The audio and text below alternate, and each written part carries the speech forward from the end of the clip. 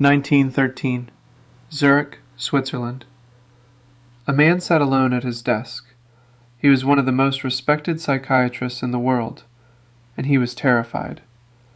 For weeks he had been hearing voices, seeing visions he couldn't explain. He thought he was losing his mind. But he didn't stop. Instead, he went deeper. What Carl Jung found in that darkness changed psychology forever, and it might change how you see yourself. Carl Gustav Jung was born in 1875 in a small Swiss village. His father was a pastor. His mother, unpredictable, difficult, strange.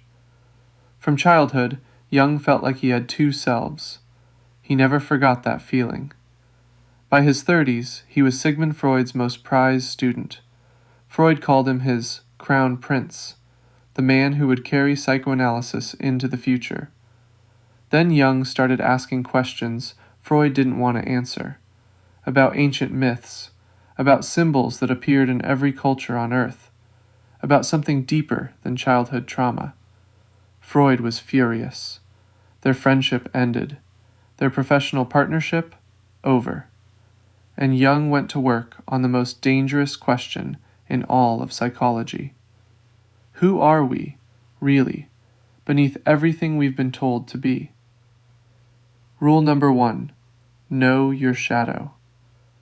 Jung believed every person has two sides, the side you show the world and the side you've spent your whole life hiding. He called the hidden side the shadow. The shadow isn't your evil side. It's the emotions you were told were wrong, the desires you suppressed because they didn't fit the image, the parts of yourself you buried and then forgot. But here's the problem. Buried doesn't mean gone.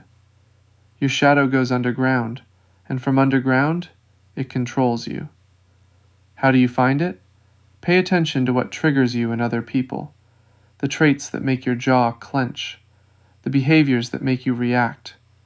Jung called this projection. You're seeing in others what you refuse to see in yourself. This is not comfortable, but this is where real self-knowledge begins. Rule number 2, see through your persona. The word persona comes from ancient Greek. It means a theatrical mask. Jung used it deliberately, because that's exactly what most people are wearing, a mask. The dutiful son, the confident professional, the funny one, the strong one who never breaks. These aren't lies, but they are not the whole truth either. Jung's warning was simple.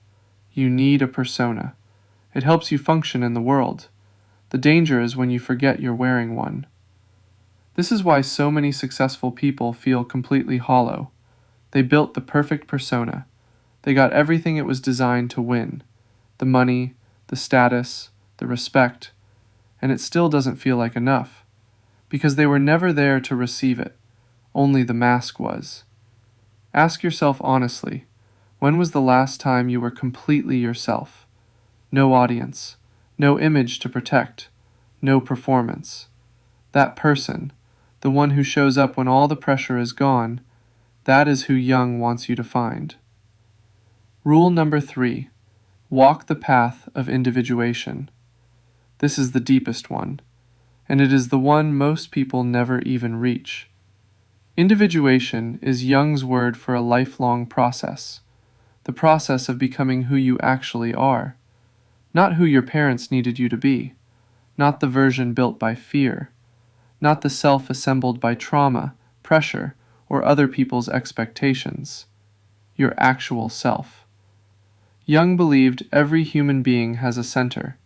He called it the self, with a capital S. Not your ego, not your personality, the deepest organizing force of your entire psyche. Something ancient, something whole. Individuation is the journey toward that center. It is not a destination. It's a process that demands everything, facing the shadow, seeing through the persona, tolerating uncertainty, being willing to be alone in a way most people never are. Jung said it was the hardest thing a human being could do.